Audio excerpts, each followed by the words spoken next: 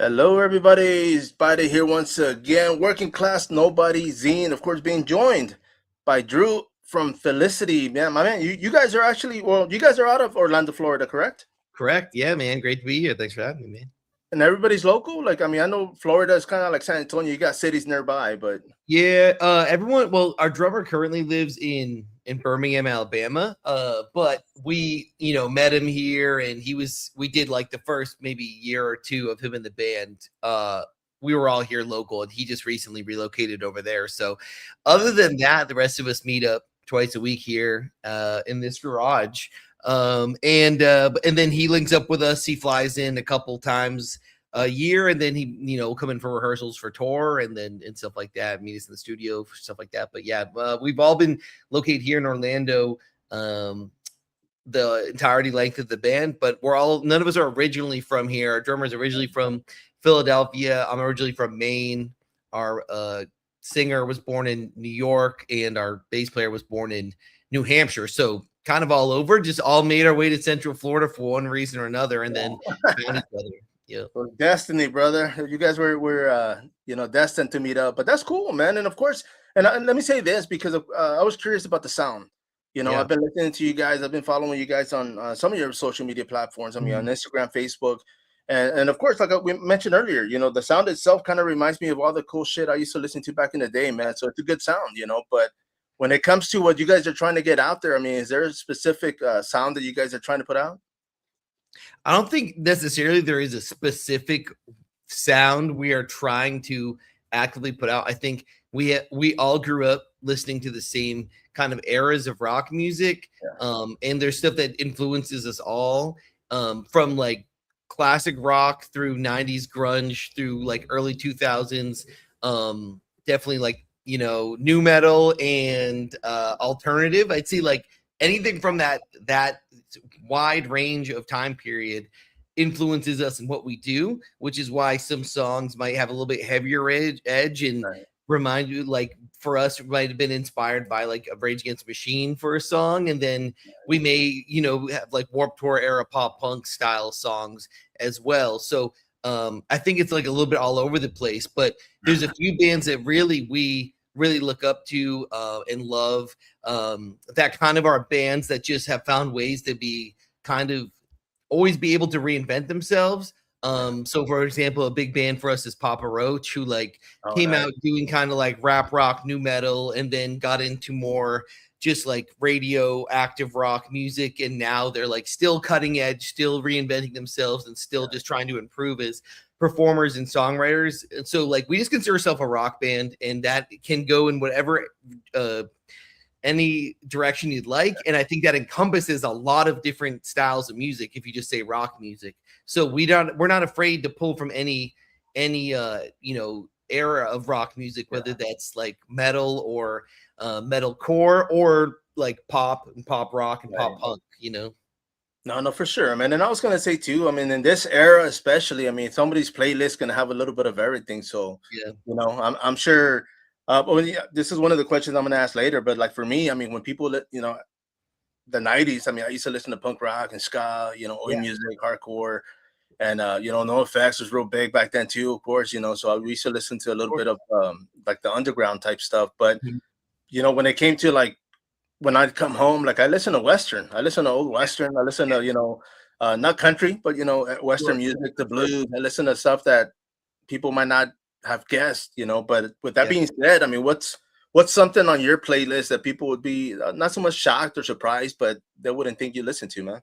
Yeah, I honestly like the more and more I'd say a couple things. Like I find myself listening to like non-musical, a lot of podcasts like that kind of can kind of send for me, bring me down. Like if music kind of brings me up, I kind of listen to podcasts and things that interest me to kind of bring me down. But musically, I love like yacht rock, Oh, kind of like the like like maybe like late 70s, mid 70s, late 70s, early 80s rock music, like Hall and Oates and Foreigner, just like oh, iconic songwriting and just hit factories. But it's all kind of in this vein of just kind of relaxing. So like if I'm sitting around and I'm not necessarily purposefully listening to music, if I'm working on something around the house, I might listen to yacht rock, or I'll put on like an old school hip hop playlist. Nice, That bro. kind of era of hip hop just tends to really like kind of center me and lock in. And if I'm listening to music purposefully, it's normally just like rock music and all the way up until like heavy metal. I really love Megadeth and Metallica and the Pantera, like the 90s era, like kind of thrash metal stuff. So all over the place for sure, but that's definitely stuff that probably people wouldn't expect. No, no, for sure, man. And I was gonna say too, because even like growing up, I mean, I've been skateboarding since I was like in elementary school, right? And back then, I mean, I listened to a lot of what turned out to be punk rock music because my older brothers would listen to like the Ramones and the Clash. I had no idea what that was, but I would hear it all the time. Yeah. But I used to listen to a lot of early rap, when it came to like the Fat Boys and just freaking Yeah, Kumo D, like right after the whole breakdancing era, man. So I was I'm kind of enjoyed and grew up with a little bit of everything, man. But so as far as my playlist, it's like I said, it's all over the place. And the fact that your sound when it comes to the band, I mean, it's pretty much up and down when it comes to like different sounds. I mean, I think that's cool, because I mean, you might have people that might be like, okay, hell yeah, dude, like you're still jamming out. And we definitely connect kind of like that people in their like maybe later 20s, early mid to mid 30s era like of music, because for me, like it's kind of like our bands, like we're all around the same age, and we kind of came up discovering music through like our dad showing us classic rock. So I would listen to a ton of the Eagles and be like just around the Pink Floyd and Led Zeppelin and Black Sabbath and stuff like that, Guns N' Roses. That's kind of like being just around the music that was around me. And then kind of really our own musical discovery was things like the Tony Hawk's Pro Skater soundtrack, like discovering bands like System of a Down and Primus and stuff like that was like definitely out there. And it's like you would hear these songs over and over again, or playing like Madden video games and Guitar Hero and learning like all this other music that wasn't just what was on the radio or what necessarily your parents would show you. That was kind of like the musical discovery for us. So I think people from that era kind of connect with our music because that's what like really influenced us at an early age. And that's kind of what the music we make now is, that like kind of reminiscent of that maybe like early 2000s, late 90s rock music. But we try to always like push the envelope and try to see what's modern too, and what try to make music that we would want to listen to at the end of the day. Exactly. And I was gonna say, man, especially if it's from y'all's taste. I mean, that makes sense, right? Now, is there a song that you guys throw out there from an oldie, like, or not so much an oldie? I'm putting my age up there, but 80s or 90s song, like for the crowd? Like, is there one that you guys always play? Like, the people like a cover song? Yeah. We've done a few in the past. We don't do a ton right now. Like we play our cover of like, we do like a section of our cover of Hey Jude from the Beatles, like as a big like we actually, it started out as just like an idea for a TikTok, and then we produced it, and then we were like, well, it was such a success, we wouldn't produce the whole song, and then we kind of found a way to put it in our set. So that's kind of something that's become synonymous with us and part of our set. And I don't know what it would take to get that out of our set, but as far as like actual covers, we've done a few things where we love to do like full tribute nights, to where like we'll do a show, but we'll just play like we'll do a Papa Roach tribute night. We'll just play only Papa Roach music. Oh, nice. Or we've done Good Charlotte before. We've done Neck Deep before. And then I think back in the early days, the first few songs we would cover a lot, because a lot of times when you first start, you may only have like a few original songs, so you have to put in covers to just be able to play a show. But we would do Memory by Sugar Cult, which is kind of a deeper cut, but Sugar Cult was a band that we all grew up loving. We would do a song called What It Is to Burn by a band called Finch, which is probably, a lot of these songs are kind of more deeper cuts, or like not just 100% really mainstream, so people might have even thought they were our original songs. But we would always throw in, we played Blink 182 before, and Jimmy Eat World, like just crowd pleasers for sure. But that's probably the furthest we've gone back as far as covering music. No, for sure, my man. And of course, I mean, being in Orlando, I mean, you guys do travel, right? I mean, what have you guys played outside the state? We've never played outside of the country, but we've played shows in I'd say probably at least 30 of the states. Oh, damn. Okay. We're about to do a full East Coast run that we're about to announce this week. So that will be about 25 shows in July. None of those shows are in Florida. And then we'll do probably about another 30 of the West Coast West Coast this fall. So we're really like we honestly don't play Florida that much anymore. We play it as we would treat any other state, as any other city. Maybe once a year we'll do a show in Tampa, one in Orlando, maybe one in Jacksonville or South Florida. But then we'd come back a year later. That being said, if an opportunity comes up and it's in Florida, then we'll take it if it's something we can't. But we don't purposely try to play these cities because we played Orlando 100 times and Jacksonville, the cities that we can just drive to and be home the same night. Yeah. So we try to treat them just like anywhere else at this point. No, it makes sense, man. Because after a while, people are like, okay, see these guys every weekend, right? Not that it's a bad thing. I mean, if you guys are out there playing different covers and doing your own thing and throwing out the mix, but I hear you, man. Now, of course, when it comes to let me backtrack. I should have started with this. I mean, when was a band formed? So I originally met our singer Damien in 2014. Was when we met honestly through like a Craigslist ad of there's a section of Craigslist that's like musicians looking for other musicians, and it's filled with a lot of guys in maybe their 60s and 50s looking to start like cover bands. But we happened to find each other and we're both just like in college or right about ending college. So and we just two guys who had similar music taste who were both looking to start an original band, and he was a singer and guitar player, and he had been doing cover bands, and he'd been making money doing cover bands and doing a lot of 90s grunge and some classic rock stuff. And I had just moved here for college and had been in bands back in Maine, but the scene, and there's really not a big scene. There's not too many opportunities. Not many bands are coming and playing shows in Maine. So the opportunities to open for other bands were there. So when I moved down to Florida for college, I really want to start a band because Orlando, especially Central Florida, has such a rich scene of bands that have come out of this area from Orlando, Tampa, Jacksonville, who have become massive national acts. And then there was a great scene of local bands too that were working their ass off. So I was really excited to be part of that. So for the first year, him and I probably just sat in his parents' garage and just played with each other and wrote music and learned cover songs. And the original idea was it'd be cool to be able to play a show someday where we played original music under a band name. That was as far ahead as we looked. And so we found a guy who I'd met previously, who, when I was looking to start a band, who played drums, invited him over. He started jamming with us.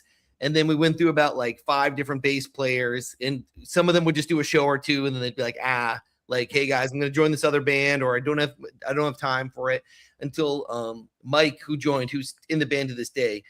So that's really when we say we started, was probably 2015, because Mike joined the band, and the three of us have been meeting up twice a week for over 10 years working on this project. Yeah. Wow, bro. And of course, I mean, are you guys in any other bands, or is this just it? Nope. This is it. Some stuff was for fun. Our bass player will moonlight in a Red Hot Chili Peppers tribute band that he knows that tours and stuff. And we've done some fun stuff here or there, just small stuff with a few shows on the side for fun or fill in for people. But this is really our main focus, and our main goal is to make this our entire life. We do have day jobs right now, but we're almost we're right at the goal line of where the Felicity is almost at making enough money to where we could replace our income from our day jobs. We're probably just maybe maybe by the end of this year. So a couple of guys being our teachers, we're hoping this is their last year they're teaching is this coming up year. So no, and of course the name. Who came up with the name, and what does it mean? Our singer came up with the name. He saw it in a book. And it is a name of it's actually can be a person's name, but it's really a word that means happiness. And it's a synonym for Nirvana. And Nirvana is a band that we are super massively influenced by, and we always thought that was one of the coolest band names. So he brought the trying to name a band is really, really difficult. We had 4 grown men trying to think of something that we all agree on is cool, and it's also really hard, think about naming a band. It's kind of a silly thing to do. And the more we got into it was there's never going to be a perfect band name. You can be a band with the coolest name ever and be playing local shows in a bar for the rest of your life, or never play a show. You could be named Bare Naked Ladies, or you could be named Godsmack, and you could become one of the biggest bands in the world. the name really doesn't matter who thinks it's cool or not. It's really like what you are. So that being said, we found this that we like, none of us hated it. We all thought it was cool and unique, and it stood for something, and we interpreted it as like spend your life doing what makes you happy and pursuing what makes you happy. And that is what Felicity is for us, is literally that. So we encourage that message to anyone else, like where we are living proof that you can start something in a garage with just some passion and work your ass off and get to the point now where, there's people all over the world who listen to our music, and we've gotten to play shows that we would never imagine ever playing from that day in that garage, meeting each other. So, dude, that's nice. No, that's great, man. Now I was going to ask you too, because the fact that most of you guys aren't from Orlando. I mean, have you guys already played like in your hometown? I mean, where you guys grew up at? Yeah. So, my hometown is Southern Maine, but Boston is kind of like the big market. So we played we played 2 shows in Boston this past winter. And it was really cool because it was my first time getting close enough to where some of my friends could come, and was a really awesome show. Our drummer, we played shows in our first show in Philadelphia with him this past winter. And then our singer, we played in Brooklyn, New York, in his parents' stomping grounds. And then so Mike is he was born in New Hampshire, but he claims like West Palm Beach, South Florida. Yeah. So we played his stomping grounds all the time. Sweet, man. Well, that's cool, man. And I mean, of course, do you guys have a family out there, or is it just you were like, you know what? So a lot of our family, my family's still in Maine, and then my dad's side of the family lives in Virginia. So they'll come see us in Virginia. My mom got to come see us in Boston, which was really cool. And then sometimes they've come down to Florida to see us for shows too. Our singer's family, he lives here, so they get to see us they've seen us a million times. And then, our really cool, our drummer's whole extended family, there's probably like 50 members of his family, all came to our Philadelphia show and blew it out. So that was a lot. Nice, man. Heck yeah, dude. And especially when you get that, not so much even local support. I mean, that's a plus too, but when you get family, man, that's cool. Yeah. It's been wild. This last 2 tours we've done, we've sold averaged over 100 tickets sold to every single show we play now, no matter where we are in the country, as long as we're being strategic about it. We're not playing places that are just like the middle of nowhere place, but we really will look at our Spotify data. We'll say, okay, there's like 700 people in this city in like Omaha, Nebraska, who listen to us every month. And then, we have like a fan list, mailing list, and we'll say like, and there's another 300 people in there. So there's 300 people we can text and email saying we're playing. And then we know that there's another 400. So if we book this show and we run a little bit of advertising and just get the word out that we're coming, and that strategy has gotten to the point to where we can, sell 100 tickets, and from there we sell usually a lot of merch, and we've gotten to the point where we're 100% independent. We don't have a record label, we don't have anything like that. So every single piece of money that comes in, we get to do whatever we want with. So that's where we've kind of gotten to the point where for so many years it felt like, man, these like labels or these people aren't interested in us, and it felt like we were kind of stuck. Where now it's like, well, now these layers we've built up to this point ourselves, and we're not being controlled by anybody. So it was honestly, I think, a blessing in disguise for us that was what our journey was. No, for sure, man. Because there's still a lot of bands from the 80s and 90s that are still under their own label. I mean, I think, for example, I don't know if she's still on there, but I know like Joan Jett has started her own because she was having a hard time trying to get picked up, and she was like, well, screw it, make my own and put my own music out, which makes sense. But a lot of other bands too, man. So that's great. Yeah, it's like a lot of bands see that kind of label as like a destination, as like a goal, but and we did as well for a lot of our career, and it was kind of like we weren't hitting a goal, and we felt let down when that wasn't happening, and when we didn't have the like approval of these industry people. And as we progressed, we realized that like if we change our mindset to we don't care what anyone else thinks about us other than our fans. If they love our music and they're going to support us, come to shows and buy our stuff, then we don't care. Knowing else opinions matter. And since we made that shift a couple years ago, it was like a light bulb went off, and like everything, the way we handled ourselves and how we did our business. And the goal was never like, hey, it changed from let's get a label and let's do this and let's be on this tour and this tour. And it's like, no, like let's get this business to where we can devote as much time to it as we can, since it's our true passion. And I think every entrepreneur wants to be able to quit their day job to devote 100% into whatever they're doing. I'm sure for you, it'd be great if you could make your full-time living just from doing this zine, right? So like that became our goal. And since we figured that out and we made that decision in the last 2 years, we just were able to make a plan of how much money we need to get there, how many shows we need to play, how much merch we have to sell. And then we've just gotten better at it over the last 2 years to where like now that's becoming a reality, versus if we were like really focused on maybe the label type of thing, we may sign a deal that would prevent us from ever being able to make any money off of this potentially, which is fans. I was gonna say too, a lot of times, I mean, even like with fighters too, you know, I know a lot of pro fighters, and they get on the contract, and it's like they're limited to what they can and cannot do, and when they start messing with your own, not so much, I mean, money, of course, but when it starts messing with your schedule or your timing, because you know you can't play certain gigs or you can't go certain places, but yeah, man, I mean, that's great that you guys are actually able to control, you know, your own destiny, man. I mean, it sounds like everything's going great. Of course, music. I mean, I had asked about it earlier. I mean, it is all over the place. So wherever people listen to music, I mean, Spotify, I mean, and I noticed you guys, I mean, when it comes to social media, bro, you guys are actually doing pretty damn good, man. You guys have a great following. Yeah, we've been growing it for years, and it's weird that you just kind of invest in yourself. And we've always been kind of like, you know, just we've been in a band long enough that we were in a band kind of before social media was as important. I think when we first started, probably Facebook was really important, and then Instagram became really important. And then kind of COVID happened, and TikTok became a thing. And so all of like the COVID, no bands were doing anything. Like you might have been writing a recording. We were just rehearsing our asses off, thinking like, we want to play shows again. It could be, we didn't know at the time, this could be 6 months. This could be 6 weeks, could be 6 days, could be 6 years. We didn't know. We just knew we wanted to be ready.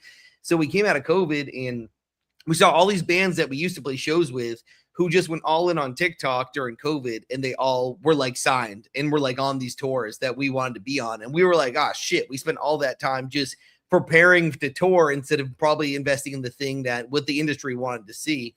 So at that point, we made a decision like we need to become a social media band. And you know, some of our practice time and rehearsal time went into now creating content, and it's taken years. We've been working on that project for probably 4 years straight, and now it's become a point where like we're considered a TikTok band or whatever you want to call that. We don't call it a diss because it's like we're able to reach new thousands of people a day who discover our music and become fans, then come see us at a show. So it's been a really, really powerful tool for us. And I'd say in the last year, a little under a year, it's just really taken off to where we've just been able to grow exponentially on all these social media platforms, because we feel like we're just kind of being true to ourselves and being authentic and leading with our music and leading with our personalities and showing the real side of being in a band and what we do for our day jobs. And that it's like, we're not just pretending that we're this massive band, that we actually are this band that you can come meet at shows, and we'll go to Waffle House with you after the show and you can come say hi to us, and we'll actually be available, which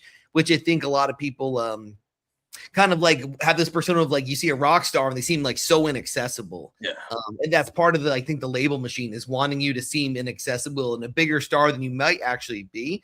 Or to us, we feel like being authentic and 100% authentic to ourselves is what's really connecting with people. It makes people root for us. And then from there, they go discover the music and they're like, wow, these guys are pretty fucking good. So kind of grows from there. No, for sure, man. Because I mean, you know, when it comes to bands, I mean, you know, I always tell people like I think I paid like $10 to watch Marilyn Manson back in the day when they were starting off. I mean, Green Day, I paid like $8. You know, but this is like small venues, and it's like, I mean, you never know, man. It just takes, you know, it's the right timing. I mean, the right place, the right time. I mean, a lot of hard work, because like you said, I mean, back then, of course, social media wasn't around, so a lot of it had to be underground. A lot of it had to be through, you know, maximum rock and roll type magazines, zines. You know, we used to push a lot of this music out, but yeah, man. I mean, I'm glad to hear that you guys took charge as far as when it comes to social media, because a lot of people don't. You know, they don't take that into effect as far as like, you know what, it does help a lot, especially like for me, like if I was like, man, I'm gonna start a power washing company, and I'm thinking, okay, I'm gonna create a page and get 1,000 followers right away, and it's like, bro, like you don't have the followers first, then yeah, that's gonna be tough, you know.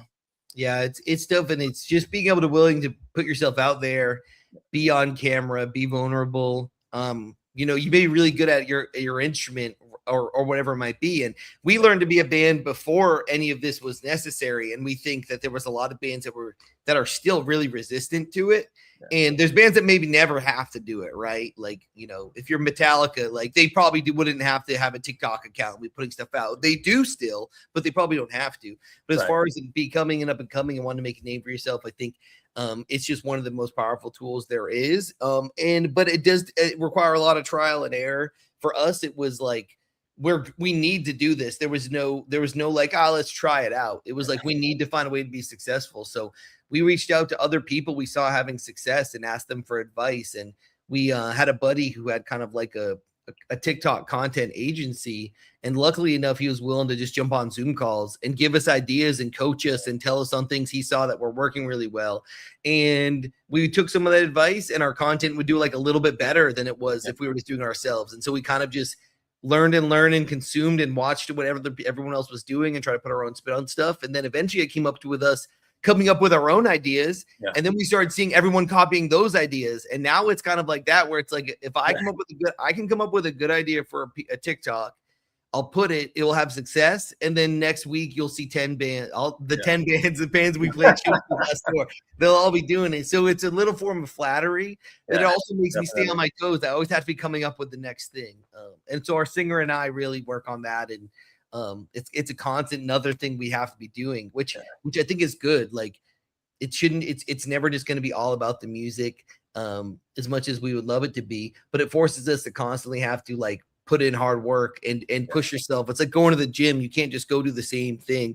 You have to either increase the weight or do different exercises or do different form in order to keep making gains. And so for us, it forces us to do that in the sense of like building this band and building the brand and business. And let me ask you, because I was going to ask who's in charge of the social media. So it's between you and the singer?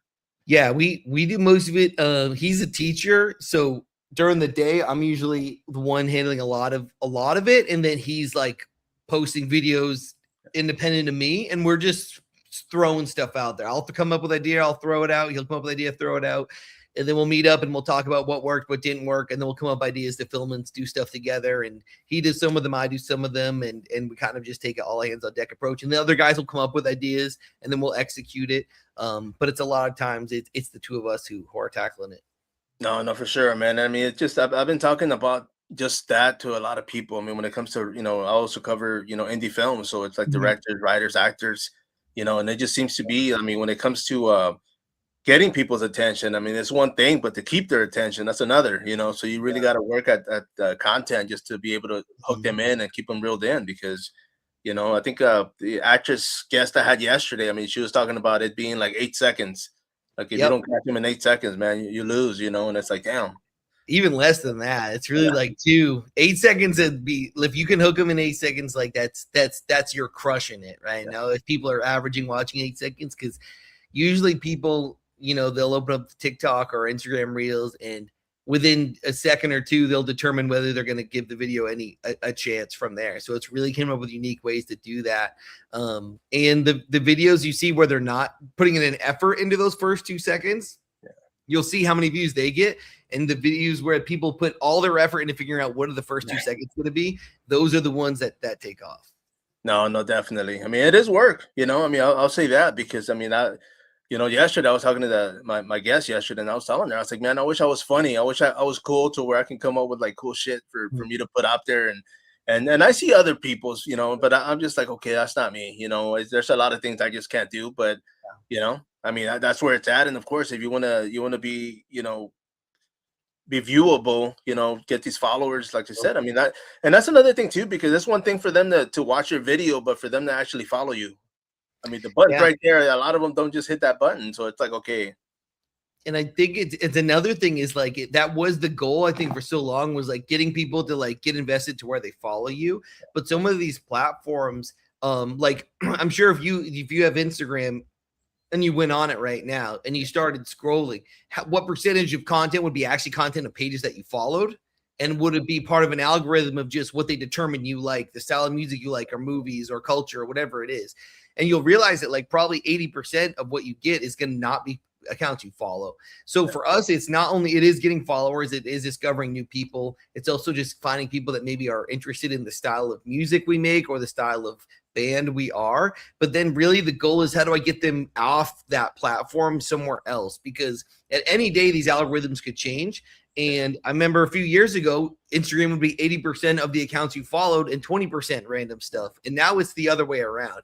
So as we keep going that direction, it's like I could post something right now and you could be following me and you might never see it. Yeah. And then I don't know if you see that too, or you may have a friend on Facebook.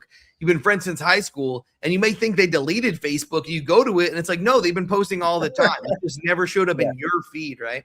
So it's more like, how do I get them into somewhere else? So we've dedicated like building out a Discord, which I think we have couple thousand people in our Discord, which is just like a chat room with our 2,000 of our diehard fans and us, to where we can like talk every day and we can give them direct announcements and give them discounts on our merch or whatever it is to have them be part of that community. And then we have the same thing with a Facebook group, like a Facebook group that people can join to where we can talk to them directly. And then the last thing I'd say, which is really important for anybody building a brand or business, is it's called like a CRM, which we use one called Laylo, Laylo, which is built for like artists and musicians.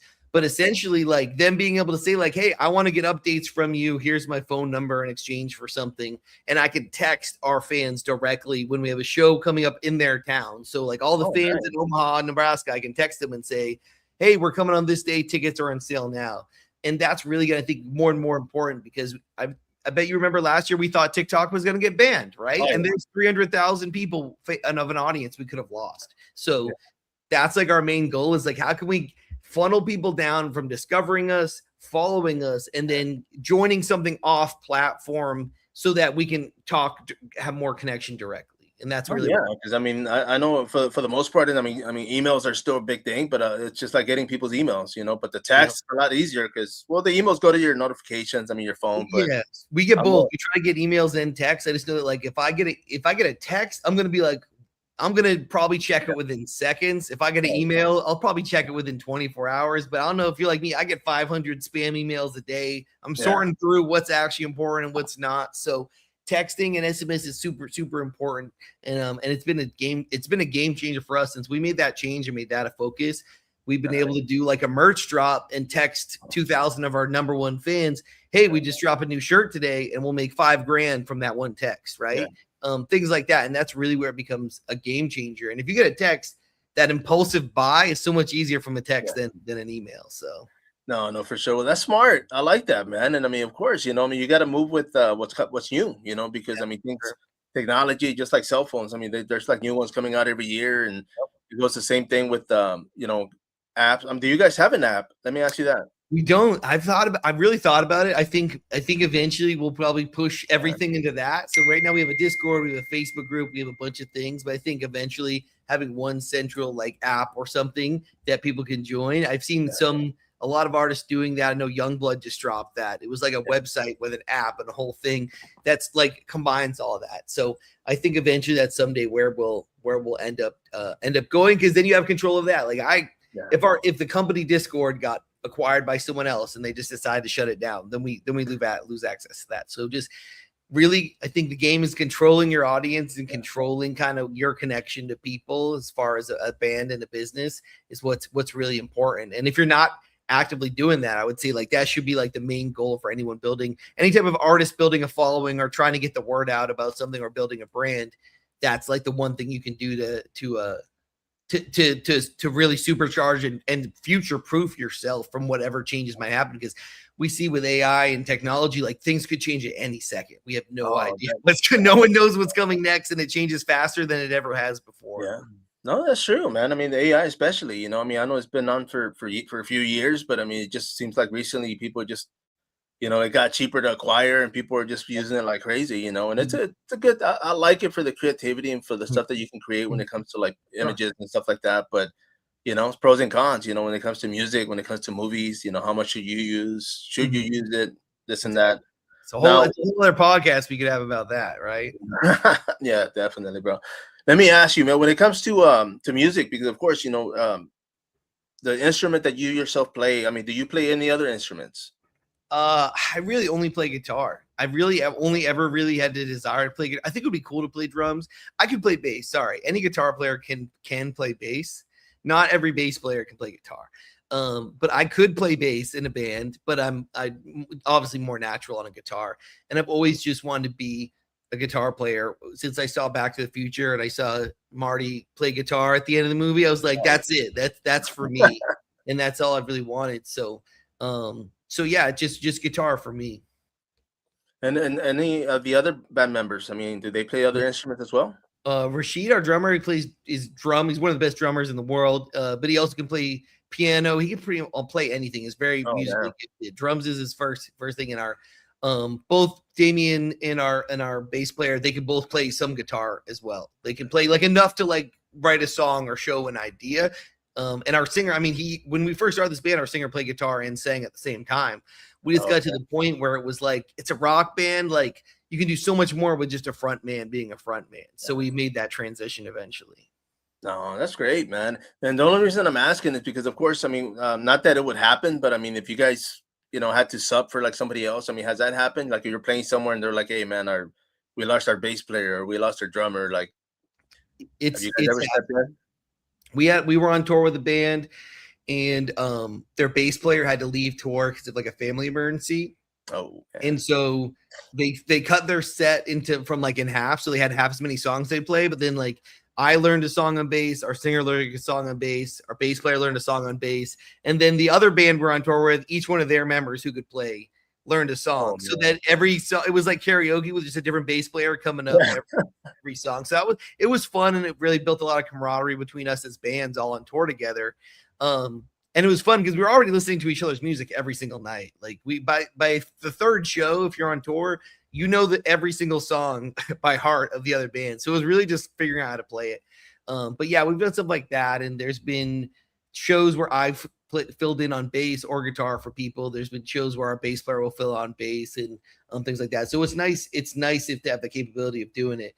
But that's really it. I wouldn't trust any of us to like play drums other than our drummer. But he's also filled in without even knowing the song. He's like, can you learn? Like he just learned it on with earbuds and was like, okay, cool, I can do that. And then he just went out and did the best he could with it and stuff. So he's kind of like that level of drummer. But he's the only one I would trust to do that. No, for sure, man. And this is for you yourself, man. I mean, when you started playing, I mean, did you learn how to read music or was it just by sound? I've never learned how to read music. I can read guitar tabs, which I think like that's kind of like the intro to like being able to communicate music and learn stuff without learning by ear. But I'm probably best learning by ear. Sometimes learning by ear, and then whatever I get stuck on, if there is tabs, I'll go there to like figure out the nuances that I might be missing. But most of the stuff I try to just learn by ear. And if it's out of that ability, then I hope there's tabs. So, and then if there's not tabs, then I kind of just get as close as I can. No, for sure, man. Now, when it comes to social media platforms, because of course, I mean, you guys are on Facebook, Felicity, right? And then I think Instagram is you guys had to use We Are Felicity. Is there a reason for that? No, so it's We Are Felicity everywhere. We originally, I think, had a different handle at the very, very, very beginning, but we switched. I remember thinking it was one of the coolest thing was I saw one of my favorite bands is The Used, and they had the handle We Are The Used, which I think is cool. And so we came up with We Are Felicity because it's like it's not just us, it's like everyone in our community, like we're all part of it. We are all Felicity. So and I just like that. We've never been able to get just Felicity. The only problem with it is there's a jewelry company that's called Felicity, and their handle is Wear Felicity. So WEAR, like Wear Felicity. And so we Are Felicity. So we still get like support emails from their customers, like wanting refunds on their stuff. It's at the point where we built our brand to be bigger than theirs. But for a while, it was like the mix-up would always happen against our favor. Now it's finally we built up to the point where it's like, oh yeah, people probably email them way more accidentally thinking they're getting a hold of us at this point. So I was gonna say when they start messaging you for jewelry refunds, that's when you start sending them your links, bro. Hey, buy this. We can't do that, but buy this product. We got. I always try because I know how much frustrating it must be to send the email and it doesn't ever get to the company. And now you're like, this company doesn't even respond. So I always try to be like, hey, it happens less and less. It happens a lot more in the holidays, obviously. Yeah. But I'll say like, hey, I think you meant to email info at where Felicity. This is we are Felicity. And usually people are like, that's 100% what happened. Then I'll be like, yeah, check out our band though, you know. Yeah. Go give us a hit, you know, follow us on TikTok or whatnot, you know. Yeah. Man, now let me ask you, when it comes to music, because of course, you know, it is available, it is out there. You guys do sell physical media, correct? Yeah, so we do CDs right now. We mostly have all our CDs in stock. We did our last album on vinyl as well, which is really cool. We did our album Dear Universe on vinyl, which is really cool. We sold out of those. And then our last album we actually did on cassette tape because we just thought it was really fun. So the album was called Mixtape to the End of the World. And so what we did was we actually put the album, pressed it on cassette tapes, and then we got like the blank cassette. Remember, like if anyone ever had a cassette as old as we are, you know, like we got blank cassette fold-ins for the paper, and we hand wrote every single one. So like every single one people buy, it's our writing on Sharpie, drawing pictures, and it's customized. Every single one is like a one of one. And then we sold that with a cassette player Walkman. We went on like Alibaba or Temu, one of these Chinese distributors. We bought about 500 cassette Walkman. And so you got the cassette that was hand drawn by us, and then you got the actual cassette Walkman with headphones to listen to it. Sweet, man. And that's us saying like we always want to go above and beyond as a band and as a business to just give people something unique and cool and something that maybe other people aren't doing. If that makes you like have a unique experience and get more invested into us as artists and us as a project, then we're going to try to do it and go above and beyond to do that. So we always look at what everybody else is doing and we try to go like the exact opposite way. Yeah. That being said, we sell tons of CDs.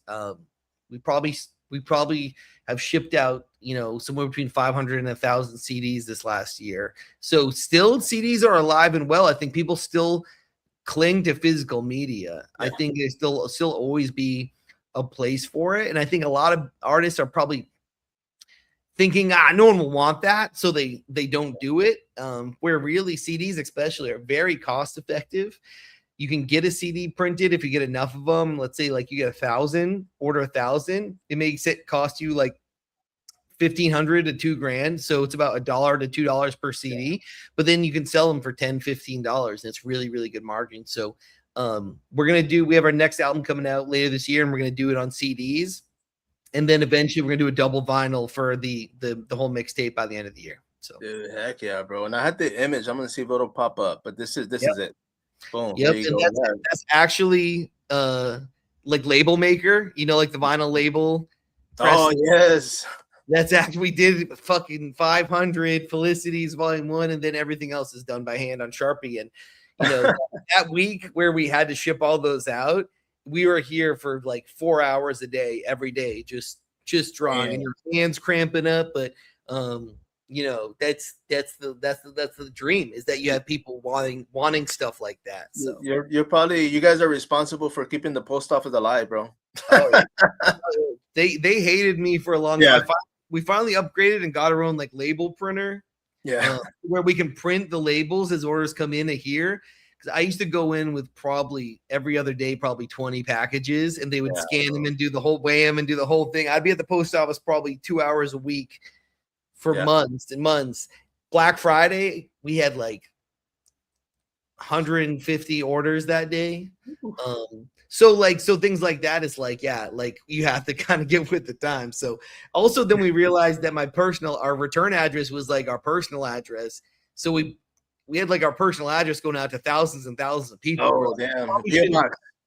So now it's a post PO box. We got the label printer. Like, you know, as a band, you got to learn these things and progress, because we don't have, like we said, we don't have anyone like doing this for us. We're kind of learning everything as we go.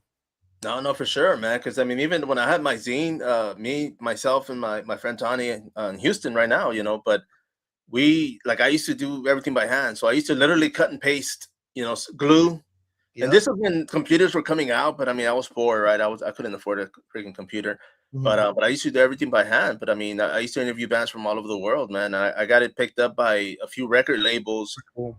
and because of that, like I actually started distributing music. They would send me like boxes with an invoice of like Nice. a couple $100 worth of vinyl, t-shirts, and Nice. I would sell them out of trunk, man. I'd go here, go to Austin, Houston, but That's it. um, but yeah, but every time I had to mail something, man, like they'd look at me and they're like, so I started having to like back then. I kind of got away with using stamps because Yep. I didn't, the whole meter thing was going to take too long, so I would just get 2 stamps, and I'm like, the hell with it, pay a little bit more, but Mhm. get those zines out of here, man. But yeah, that's cool, man. I mean, especially that in itself is nostalgic because you guys selling cassettes, it's one thing, but I mean, the fact that you guys are keeping physical media alive, that's Yeah. awesome. Yeah. Yeah. The Now, Sims let me love. ask you, bro. When it comes to music, I mean, like I said, I do cover indie films. Do you Mhm. guys have any music out in indie films? I don't think we do. Not that I'm aware of, but we would definitely be down for that. I'm a huge. Our bass player and I, we're both huge movie buffs. My first job was at Blockbuster. That was like my dream job when I was a kid. Oh, Was nice. obsessed with movies. So I worked at Blockbuster and I had my band. And that was kind of like my two worlds I lived in. Yeah, And so yeah, like having your a song or writing a song for a movie. I always think about like Linkin Park having all that music in the Transformers movies, how much that did for them. It'd be so cool. So we try to write songs that would be like, this would be cool in an action movie, or this would be cool in a package for a playoff game at a sport, yeah. like big epic anthemic energy rock music. So we try to write a lot of music for that. It just hasn't necessarily come to fruition yet. No, no, man. I mean, and I've been putting it out there. I know when it comes to my Facebook page, I mean, it's making money, so I can't put music that's Yeah, copyright because sure. it'll take it off. It'll tell me to delete it. But on Instagram, I did plug it in every once in a while, man. So I mean, I listen to it. Like I said, I enjoy it, so I want other people to do as well. Yeah, that'd be super cool to have that opportunity.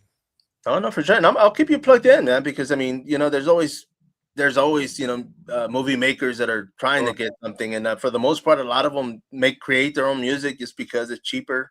But Exactly. if it's something that they can utilize or work with, man, that'd be pretty cool, man. Even if it starts out with an indie, it's like Yep. both you guys can grow. You That'd be know. great. Yeah. Yeah, absolutely. Now, before we wrap it up, brother, as far as sports, are any of the band members involved in sports? We're huge fans in sports. Our singer was actually a really good soccer player, and he ended up having an injury, which kind of set him into more of a musical path of what his dreams were. But I think originally his dream was to play professional soccer, and we the rest of us kind of dabbled in sports, but nothing too crazy. But we're big fans of sports. A big football fan and basketball, hockey, baseball, all of them. But my bass and I were both big. We're both from New England, so we support all the Boston teams. And I'm absolute diehard Patriots fan, and everyone hates that about me. But it's all good. I'm used to the hate at this point. But the Celtics playoffs start this weekend. Feeling excited about that. So. No, no, for sure. I was gonna say my brother's a Patriots fan. I think he's the only one here in San Antonio, bro. But Probably, yeah. and I mean, I used to follow football. I still watch it. I watch a lot of basketball. I mean, San Antonio Spurs, of course, here Yeah, locally. Spurs are legends. Yeah, They're awesome. They're bro. so They're good right now so too. So yeah, yeah, and they're actually doing a lot better. I mean, I know the new faces, just trying to get in sync and work together. But I've been out there to see them once already, and it's like looking forward to more. But yeah, man. Let me ask you. When it comes to sports, of course, I mean, what about combat sports, man? Are any of you guys fans of bare knuckle boxing or MMA or UFC? I'd say Anything like like that? very casually. I do love UFC. I don't keep up with it as much as I used to just because of time. But if it's on, I always will watch it. And I've seen whenever there's like the big ones, I've seen all the fights. I used to get up with a bunch of buddies and order every single per view back in the day. I remember getting UFC 100 with Randy Couture and Brock Lesnar, and I grew up with like the OG fighters. I was huge Chuck Liddell fan, Tito Ortiz. I love Frank Mir. But the fighting world changes so fast Yeah. because it's such a physically demanding sport. You get invested in a fighter and they're almost like out of the sport and retired and so quick. Oh So yeah, man. It like changes. it's even which happens in all sports too, but like I watched Tom Brady for 20 years, right? There's no MMA fighter that really makes it that long to where you can like really invest in a long career. So I love watching it. But the last fighter that I probably was like really excited about was like probably like everybody, like Conor McGregor was awesome to watch and stuff. But when I definitely watch it, and I love the sport. I used to watch the Ultimate Fighter show religiously. Oh yeah. Original season with Forrest Griffin and Stephon Bonner. That was like can't miss TV back in the day. So. No, yeah, and that kind of revived the whole thing. I mean, I kind of get one of those because I mean, I've been watching, talking about Blockbuster. I used to go to rent the VHS of the UFC 1, 2, 3, and 4, and having to wait months for the next one to come out. So that was me. But I used to do the every same time thing. I talk to a lot of the new heads, they're always like, "Oh yeah, I've been watching this since like Ultimate Fighter 1," and I'm like, "Okay, yeah, I'm old." That was like, oh yeah, me and my buddies would rent the DVDs or tapes and watch Hoist Gracie, and I used to love Dan B. Severin, and I was a big pro wrestling guy too, so there's always like some crossover with that. I used to love I still do. I have a Stone Cold tattoo. Oh, sweet. Big pro wrestling guy too. So it was like those two worlds I used to always love. And I'd always love watching Brock Lesnar go back and whoop ass for real. Like, see, they actually can do it, Yeah. No, yeah, man. Especially when they get, that as big as McGregor, I mean, they can pretty much go anywhere. They're invited everywhere and they can kind of pitch in and do what they want. Yeah. But my man, bro, I appreciate you, man. Thank you very much for jumping on this. I mean, as far as for those out there, man, I mean, I know I'm on 5 platforms right now. I'm traded on 2 groups, but yeah, I mean, is there anything you want to say? I mean, do you want to tell everybody anything before we wrap it up? Well, first, thanks for tuning in, everybody, and make sure you follow Mario and the Working Class Nobody Zine. And if you want to check us out, it's our social media is at We Are Felicity. If you just go on the streaming platforms and look for the band Felicity in all caps, you should be able to find us pretty easily. And we have a full. By the end of the year, we'll be pretty much playing the entire USA. So there should be plenty of opportunities, no matter where you are, to potentially come see us play. And we have our first half of that tour being announced on Friday. So super excited about that. Friday, 4 p.m. All tickets and VIP packages will be on sale for that. And then we have a new album coming out this summer. So there'll be more info about that coming soon, but be on the lookout for our whole new album. And from there, sky's the limit. We're just going to keep grinding and growing this thing day by day. No, for sure, my man. And I appreciate you, brother. Don't hang up yet. Everybody out there, make sure and follow We Are Felicity on all platforms. As always, Spider here, Working Class Nobody Zine. Till next time, follow up.